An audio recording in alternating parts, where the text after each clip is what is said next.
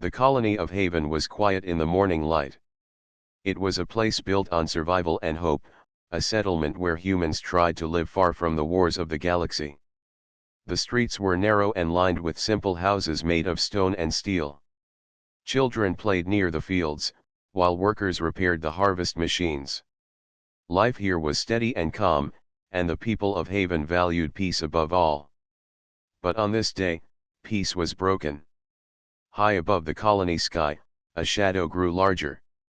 A fleet of ships drifted out of the void, their black hulls glinting with golden markings. They did not come silently. Engines roared as the vessels descended in formation, each one shaped like a blade meant for war. These were the ships of the Veyron Empire, feared across every star system. Wherever their banners flew, fear followed. The people of Haven gathered in the central square. Whispers spread like fire. Mothers pulled their children close, and the workers laid down their tools. Everyone knew the stories. The queen of the Veyron ruled with a hand of iron, and at her side stood her daughter, Princess Alira. The galaxy called her the Shadow Princess, a figure wrapped in myths of cruelty. They said her eyes could pierce through truth, that she could summon storms of fire with a single command, and that entire planets had bent to her will. So when the Veyron flagship lowered its ramp, the colonists did not cheer or greet the visitors. They lowered their heads. Soldiers marched first, their armor shining under the light of Haven's twin suns. Their steps struck the ground in perfect rhythm, creating a sound like drums of war. Behind them came a figure dressed in silver and dark violet robes. Her crown glimmered faintly, not made of metal but of light itself. She moved with grace, her head high, her posture unshaken. This was Alira, princess of the Veyron Empire. The colonists bent their knees, trembling as they touched their foreheads to the ground. Fear weighed upon the square like a storm cloud. No one dared look up at her face, no one except one man. Tomash stood near the back of the crowd, his arms folded across his chest. He was not a soldier, nor a leader of the colony. He was a farmer who worked in the fields beyond the walls, a man with strong hands and a quiet nature. Unlike the others, he did not kneel. He watched as the princess descended the ramp, and his eyes did not waver. Alira noticed him almost at once. Her gaze swept across the bowing crowd, then paused on the single human who stood tall. For a moment, her expression shifted, as though she was surprised. No one ever dared stand before her. No one had ever looked at her as Tomash did now without fear. A guard stepped forward, ready to force Tomash to the ground, but Alira raised a hand. The guard froze. Silence returned to the square, heavy and sharp. The princess spoke, her voice calm yet firm. This world belongs now to the Veyron Empire. You will offer loyalty to the crown, and in return, you will have protection. Resist, and you will know the strength of our fleet. Her words echoed through the crowd. The colonists whispered prayers under their breath, afraid to draw attention. They nodded, bowed deeper, anything to avoid the princess's eyes. But Tomash still did not kneel. He had listened to her voice. It was strong, but not cruel. It carried command, but also something else, something tired, something hidden. To Tomash, it did not sound like the voice of a monster. Alira's eyes narrowed slightly as she studied him again. She did not call him out, nor order his punishment. Instead, she turned and walked toward the governor's hall with her escort. The crowd slowly rose after she passed, their fear still clinging to them. They muttered to one another about how dangerous she was, about the power she carried, about the queen who had raised her in shadows. But Tomash said nothing. He only watched the princess until she disappeared into the hall. That night, as the colony returned to uneasy silence, Tomash sat outside his small house at the edge of the fields. He looked up at the stars where the Veyron ships floated like black daggers in the sky. The others saw a cage forming above their world. Tomash saw something else. He saw the face of a woman who looked less like a monster and more like someone trapped behind stories not her own. And though the colony of Haven was filled with fear, Tomasz felt only curiosity. The colony of Haven changed after the arrival of the Veyron fleet. Life went on, but the air was heavy, as if every breath carried a shadow. Soldiers of the Empire patrolled the streets, their armor polished and their eyes sharp. They did not speak much to the colonists, but their presence alone was enough to keep everyone uneasy. In the marketplace, whispers spread faster than trade. The colonists repeated old stories about the princess, each tale darker than the last. Some said she had burned a city to ashes with a wave of her hand. Others swore she had forced entire armies to kneel without raising a weapon.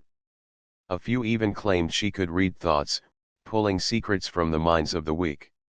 No one questioned these stories, for fear made them sound true.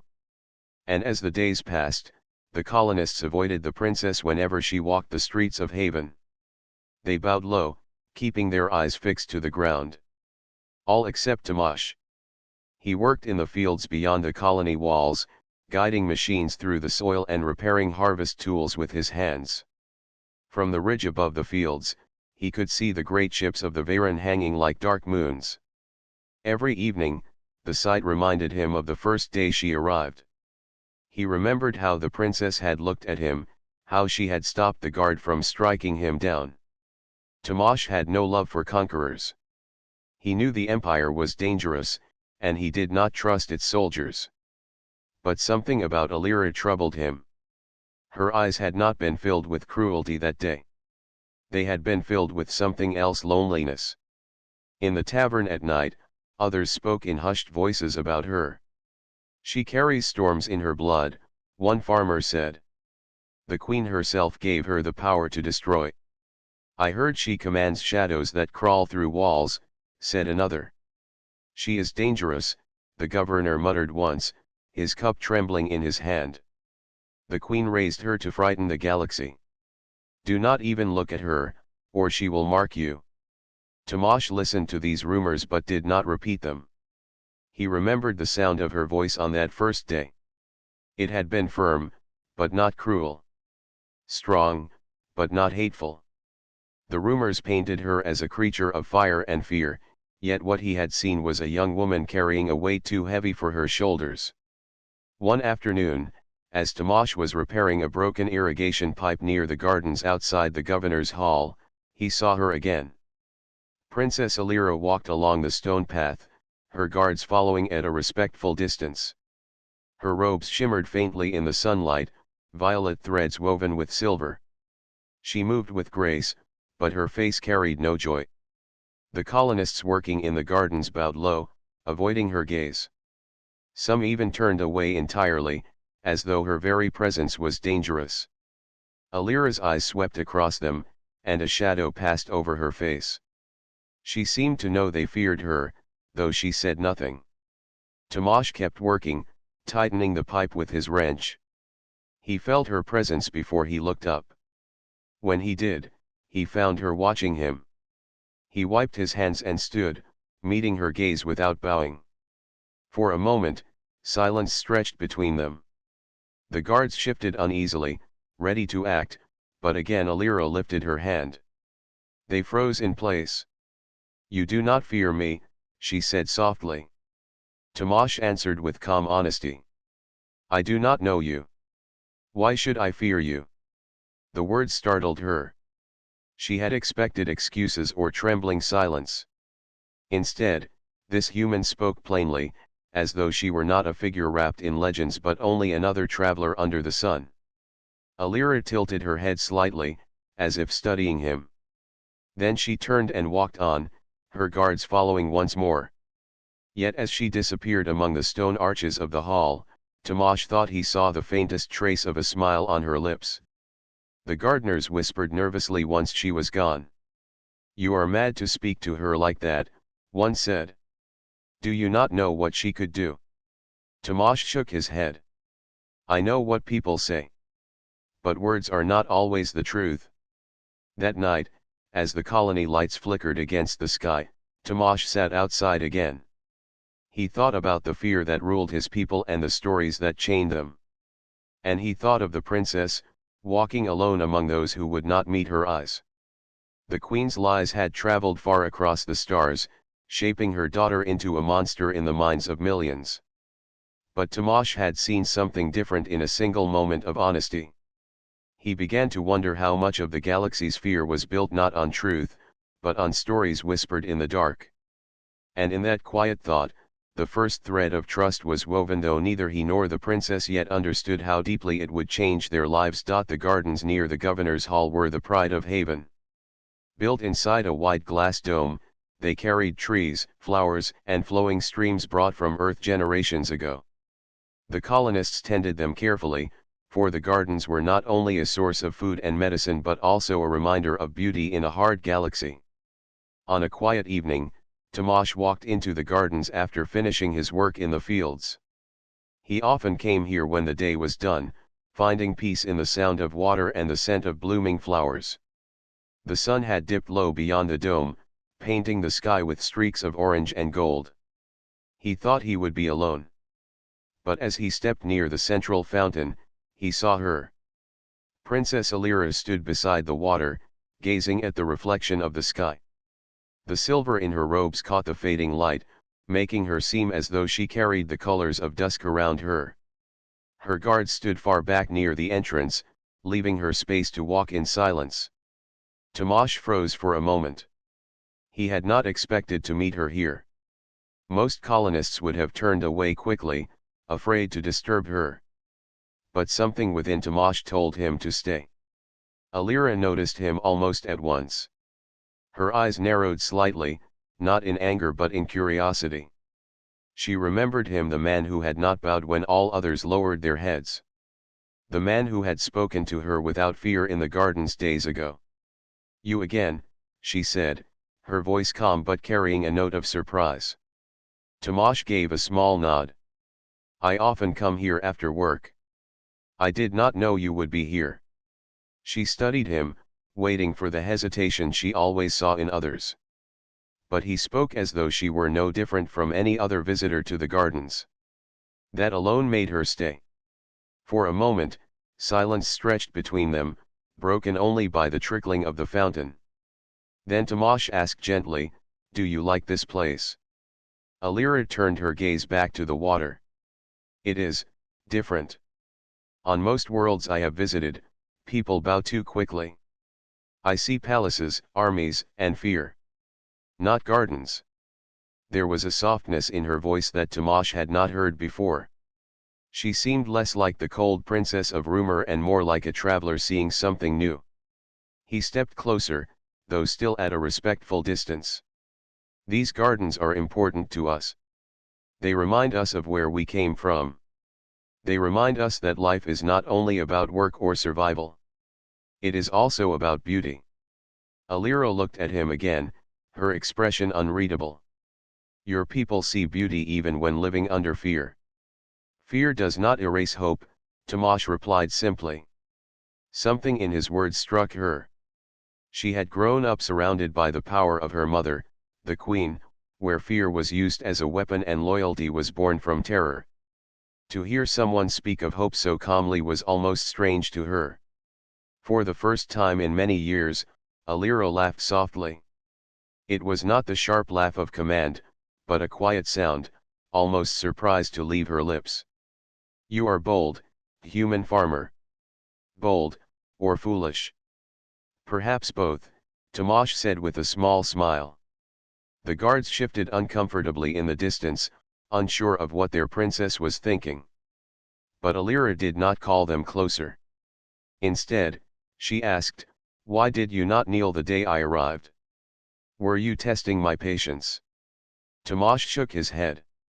"I did not kneel because I do not kneel to stories. I had heard much about you, princess. Tales of fire and shadow. But when I saw your face, I saw not a monster. I saw someone standing alone." Her eyes widened slightly at his honesty. Few dared speak to her so directly. She had lived her life surrounded by lies and obedience, but not truth. "You are not afraid of me," she asked quietly. Tomasz looked into her eyes. No, I do not know you enough to fear you. I only know what others say. I would rather see for myself. The words left her speechless for a moment. She felt a strange warmth she could not name, something she had not felt in years. Respect, perhaps. Or something deeper, something she dared not speak. Before more could be said, one of the guards stepped forward. Princess, it is time to return to the hall. Alira gave a small nod, but her gaze lingered on Tomasz. As she turned to leave, she paused and looked back at him. Perhaps. I will see you here again. Tomasz bowed his head politely, not in fear, but in respect. Perhaps you will. When she left, the garden felt quieter, yet different. Tomasz remained by the fountain, his mind filled with questions. Who was she truly, beyond the lies told by her mother? Why had she stopped to speak with him, a simple farmer? And somewhere deep within, a thought stirred that he could not ignore. Perhaps the galaxy had judged the princess wrongly. Perhaps behind the shadow stood someone searching for light.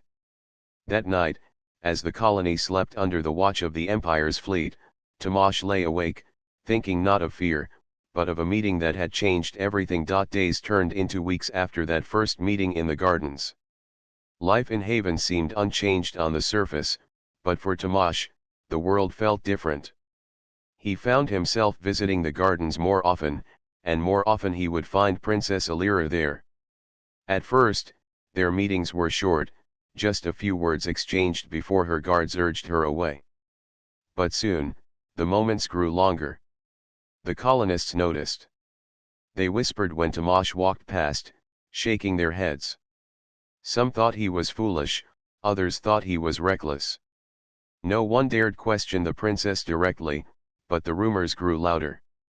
The farmer speaks to her, they said. He will bring trouble upon us all. Tomasz ignored their whispers. He did not seek trouble. He only sought understanding. Each time he spoke with Alira, he saw more of the truth behind her mask. She was not the destroyer that stories described. She was curious, thoughtful, and though she tried to hide it, lonely. One evening, Alira stood near the tall trees in the garden while the sun set. Tomasz joined her, carrying a small wooden flute he had carved during the quiet hours of work. What is that? She asked, tilting her head. A flute, Tomasz said. It makes music. My father taught me to play when I was young. She raised a brow. Music?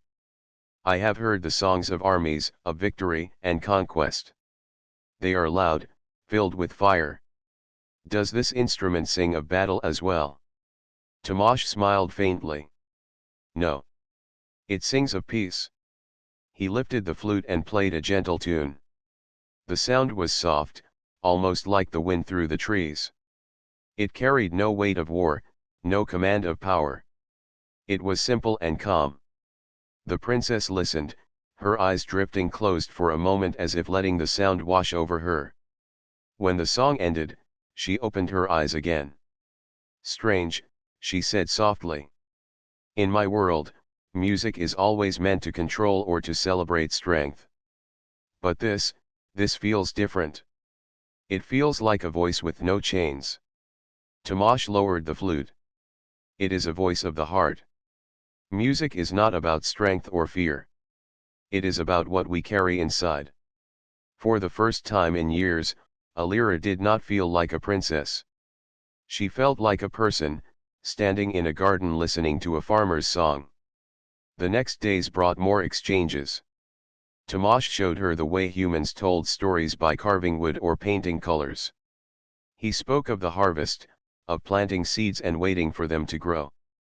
Alira listened, sometimes asking questions, sometimes only watching him as though she had never seen someone speak so freely before. In return, she shared her own knowledge. She told him about the stars beyond Haven, about the strange worlds her fleet had visited, and about the vast halls of her mother's palace. Yet, when she spoke of the palace, her tone carried no joy. My mother teaches that power is the only truth, she said one evening. She tells the galaxy I am her shadow, her hand of fear. The people believe it, because fear spreads faster than truth. Even I began to believe it. Tomasz looked at her carefully. And now? Alira met his gaze. Now I wonder. If fear is the only truth, why do your people plant flowers in a garden? Why do you play music that carries no command? Why do you look at me as though I am more than what my mother says I am? Tomasz answered quietly, because I see what is before my eyes, not what others tell me to see.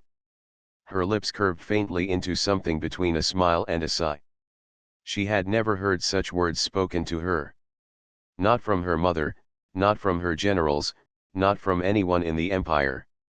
The bond between them grew, though neither spoke it aloud. It was not only curiosity now, but trust. Tomasz trusted that behind the mask of the princess was a person longing to be seen. Alira trusted that in this human farmer she had found someone who did not measure her by the lies of her mother. One night, as they walked by the fountain, Alira paused. The guards stayed behind, giving them space. She looked at the stars through the glass dome and then at Tomasz. Do you not fear what may happen if others learn of this? My mother does not forgive. If she knew I stood here speaking with you, she would see it as weakness. Tomasz held her gaze. If speaking with you is weakness, then I will be weak. I do not fear truth. For a moment, silence hung between them. The water of the fountain sparkled in the light of the twin moons. Then Alira whispered, almost to herself, perhaps you are braver than all the warriors I have ever known. Neither of them said more. Yet in that quiet space, something unspoken grew stronger. A bond had been formed not of power, not of fear, but of honesty. And though the queen ruled the stars with iron and lies, in the small garden of Haven, the first seed of defiance had taken root. The colony of Haven had grown used to the presence of the Varen fleet in the skies. Soldiers patrolled the streets with silent discipline, and the people carried out their work under uneasy watch. To most, life was heavier than before, filled with caution and whispers. But for Tomasz and Princess Alira, the days in the garden carried something different.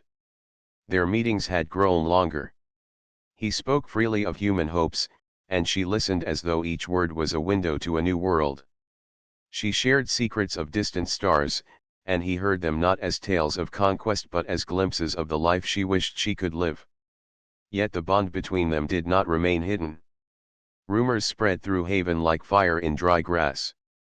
Some colonists believed Tomasz was cursed for speaking to her. Others feared that the princess was using him for some unknown purpose. Even the soldiers began to notice how often their princess lingered near the gardens, her gaze seeking the farmer. One evening, Alira was summoned by her mother. The message came through the great crystal communicator aboard the flagship. The queen's image appeared in a shimmering haze of light, tall and regal, her crown gleaming like a star. Her voice carried both command and coldness. Alira, she said. I hear whispers even here among my generals. Whispers that you walk the gardens of this small world and waste your time with a common human. Alira straightened her back, masking the unease in her chest. I observe the colony, mother. I learn of their ways. A ruler must understand the people she commands. The queen's eyes narrowed. Do not play with words. I know of this man. A farmer, they say, who dares to look into your eyes as though you are his equal. You should have erased such insolence, yet instead you encourage it. Alira felt her hands tighten, though she kept her voice calm. He shows me a side of these people I have not known before. He is not dangerous. Not dangerous. The queen's tone sharpened. A single voice can be more dangerous than an army if it turns you away from your duty. You are my daughter, the Shadow Princess. You are feared across the stars because I shaped you to be feared. If you forget that, you forget your place. Alira's chest ached at the words, though she did not show it. Perhaps fear is not the only way to rule, she said softly. The queen's gaze hardened. Do not let such weakness grow in you. End this foolishness with the human at once. If I hear again of this bond, I will have him removed from your sight forever. The image faded, leaving only silence in the chamber. For a long while, Alira stood still, her breath unsteady. She had known her mother's cruelty all her life, but hearing the threat spoken so directly filled her with a deep dread. Not for herself, she was used to carrying her mother's commands like chains, but for Tomasz. He was simple, honest, and unprotected. If the queen truly chose to punish him, he would have no shield. That night, she returned to the gardens. Tomasz was there, sitting by the fountain, his hands resting on the wooden flute he had brought again. He looked up when she entered, and his calm smile made her chest ache with conflict. You look troubled, he said gently. Alira lowered herself onto the stone edge of the fountain. The guards remained at a distance, but even their eyes seemed sharper than usual, as though they had heard whispers of the queen's warning. My mother knows, Alira admitted. She knows that I come here. She knows I speak with you. Tomasz set the flute aside. And what did she say? Alira hesitated. Her voice was lower when she spoke. She told me to end it. She said if I continue, she will act against you. The words hung heavy in the air. Tomasz did not flinch, though the danger was clear. Instead, he studied her face, seeing the weight she carried. You are afraid for me, he said. I am afraid of what she may do, Alira answered. She sees every bond as weakness. She taught me that to rule is to be feared, but when I look at you, I begin to wonder if she has been wrong all along. Tomasz leaned forward, his voice steady. If your mother rules by fear, then she has never known true strength. Fear forces silence, but it cannot create loyalty. It cannot create trust. Only honesty can do that. Her eyes softened as she listened. His words were simple, yet they cut deeper than all the speeches of generals and nobles she had heard in her life. I cannot ask you to risk yourself, she whispered. Tomasz shook his head. You did not ask. I choose.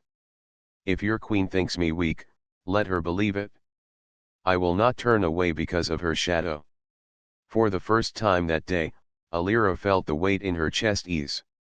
She looked at Tomasz, this farmer who stood taller in spirit than many warriors she had known, and she felt something she had almost forgotten existed: hope. Above them, the stars shone cold and distant, and the dark shapes of the Veyron fleet hung like silent threats. Yet in the quiet garden of Haven, two voices met, not in fear, but in truth. And though the queen's warning echoed in Alira's mind, another thought grew stronger still. Perhaps she did not have to carry her mother's shadow forever. The queen's warning spread like a shadow across the colony. Though her words had not been spoken publicly, whispers moved quickly through soldiers and colonists alike. People noticed the way Alira's guards watched Tomasz more closely. They noticed how the princess carried a new heaviness in her steps, as though every moment she weighed her mother's command against her own heart. For Tomasz, life continued as before.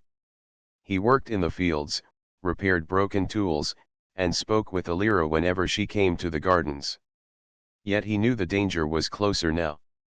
He felt it in the way soldiers lingered nearby, in the sharp eyes of the governor who avoided speaking his name, in the silence of neighbors who once greeted him. It happened one evening. Tomasz was walking home from the fields when armored soldiers surrounded him. Their leader spoke in a hard voice. By command of the queen, you will come with us. Tomasz did not resist. He looked at the fields, golden in the light of the setting suns, then turned calmly to the soldiers. Lead the way. They brought him to the great hall where Alira and her guards were already gathered. At the far end stood the crystal communicator, glowing with the towering image of the queen. Her eyes burned with sharp pride as she looked down at the scene. Here he is, the queen said. The human who dares to stand where others kneel. The one who poisons your mind with weakness. Alira's chest tightened. She wanted to rush forward, to shield Tamash from her mother's gaze, but the weight of the court held her still. Her guards, her officers, even the governor of Haven watched in silence. The queen's voice rang through the hall. This man has defied me by refusing to kneel. He has defied you, my daughter, by speaking as though he were your equal. Such insolence cannot be allowed. Order his punishment, and remind these people why they must fear the Shadow Princess. Every eye turned to Alira. The silence was heavier than steel. Tamash stood in the center of the hall, unbound yet surrounded by soldiers. His face carried no fear. He looked only at Alira, steady and calm. "You do not need to punish me," he said. "I did not kneel because I saw no reason to. I saw you, princess, and I saw not a monster but a person. That is no crime." The colonists gasped at his boldness, but his voice did not waver. "If you want me to kneel now, I will not. Not because I hate you, but because respect is not given through fear. Respect is chosen." Alira's heart pounded. She felt the weight of her mother's expectation pressing on her like a chain. Yet she also felt Tamash's words, sharp and clear, cutting through the lies she had lived under for so long. The queen's voice thundered again. "End this, Alira. Prove that you are my daughter. Strike him down, or I will see him erased before you." The guards raised their weapons, waiting for her command. Alira took a breath. Then she stepped forward. "No," she said. Her voice was calm, but it echoed through the hall like thunder. Every soldier froze. The queen's image narrowed her eyes. "What did you say?" "I said no," Alira repeated, louder now. She turned to the court, her voice carrying to every corner of the hall. "You have all heard the stories my mother spread. You have all believed that I am her shadow, her weapon of fear. But you have believed lies. I am not a creature of destruction. I am not her chain. I am my own voice." The colonists whispered in shock. The soldiers looked uncertain, caught between loyalty to the queen and confusion at the princess's defiance. Alira lifted her chin. "This man has shown me what fear cannot give. He has shown me truth. He has shown me courage. You call it weakness, mother, but I call it strength." The queen's image blazed with fury. "You dare defy me?" "Yes," Alira said, steady now. "If ruling means becoming only your shadow, then I will not rule as you demand. I will not strike down the innocent to feed your lies." The hall fell silent. Even the air felt still. Tamash looked at her, his eyes filled not with pride, not with victory, but with quiet respect. He gave a single nod, as if to say that her choice was enough. The queen's voice grew cold. "Then you are no daughter of mine. You are nothing." Her image faded, leaving only the echo of her words in the great hall. The soldiers lowered their weapons slowly, uncertain of what to do. The colonists looked at Alira with wide eyes, no longer sure if they should fear her or follow her. Alira stood tall in the silence. "If you choose to believe the queen's lies, then remain in her shadow. But if you believe there is another path, stand with me. Not for fear. For truth." No one moved at first. Then, slowly, one colonist stepped forward and bowed not in terror, but in respect. Another followed. Then more. The choice had been made. Alira had turned against her mother's will. And though danger loomed larger than ever, in that hall a spark of freedom began to glow. The queen's image faded, but her words lingered in the hall like a storm. "You are no daughter of mine." They echoed in Alira's mind, heavy and sharp, yet she stood tall. For the first time in her life, she had spoken not with her mother's voice, but with her own. The colonists and soldiers remained frozen, uncertain what would come next. Some bowed to her with respect, while others looked afraid, unsure if defying the queen meant death would soon fall from the skies. Tomasz stepped to Alira's side.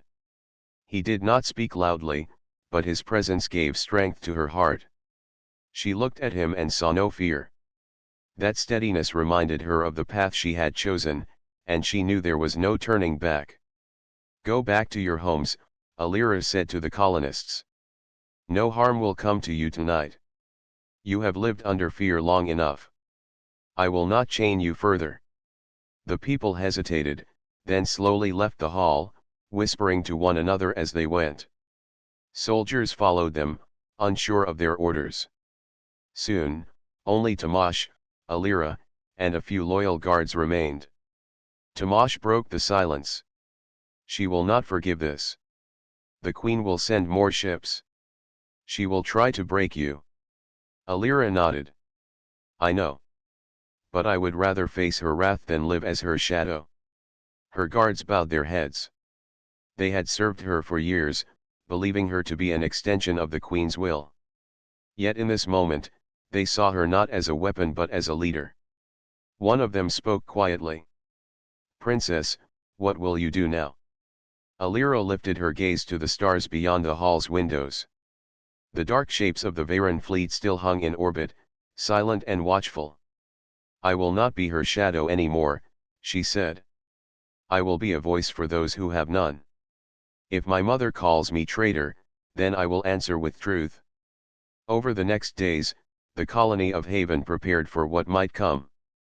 Word spread quickly through the settlements that the princess had stood against the queen.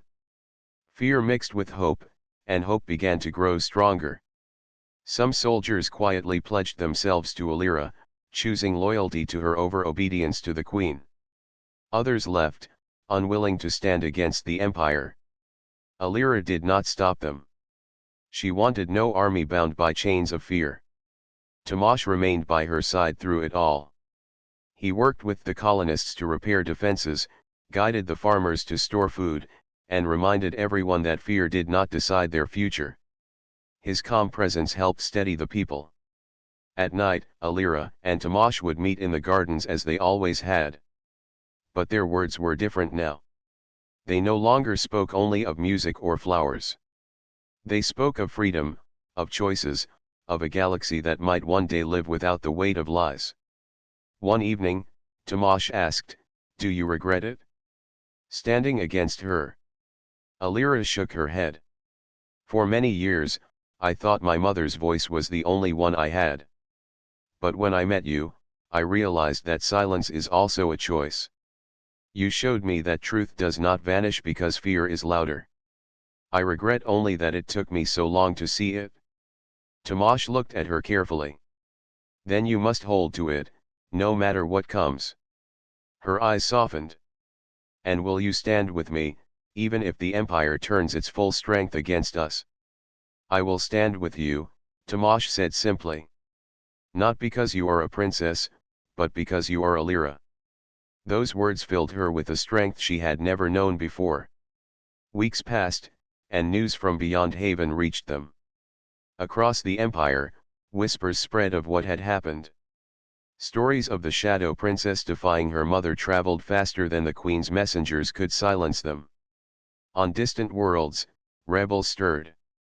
Some dared to believe that the queen's rule was not unbreakable after all. Haven became more than a colony. It became a symbol. Not of rebellion born in violence, but of truth spoken against fear. One night, as the people of Haven gathered in the square, Alira stood before them with Tomasz at her side. She did not wear her crown or her royal robes. She wore the plain garments of the colony, as one of them. "My mother built her throne on fear," she said to the crowd. "But fear cannot last forever. You have shown me that hope is stronger. You have shown me that respect cannot be forced, only earned. I am no longer her shadow. I will walk with you, not above you." The colonists raised their voices, not in trembling silence but in cheers. For the first time since the fleet had arrived, their voices carried joy. Tomasz looked at Alira as the crowd's cheers echoed through the square. She met his gaze, and for a brief moment the weight of crowns, empires, and battles seemed far away. They were not farmer and princess, nor rebel and heir. They were simply two people who had chosen trust over fear. Above them, the stars stretched wide and endless. The Queen's shadow still reached far across the galaxy, but now a new light had been lit. And though the future held trials, Alira and Tamash stood together, ready to face them. Where once all had feared the alien princess, now many began to see her as a bridge of hope. And at her side was the human who had dared to ignore the Queen's lies to hold her heart.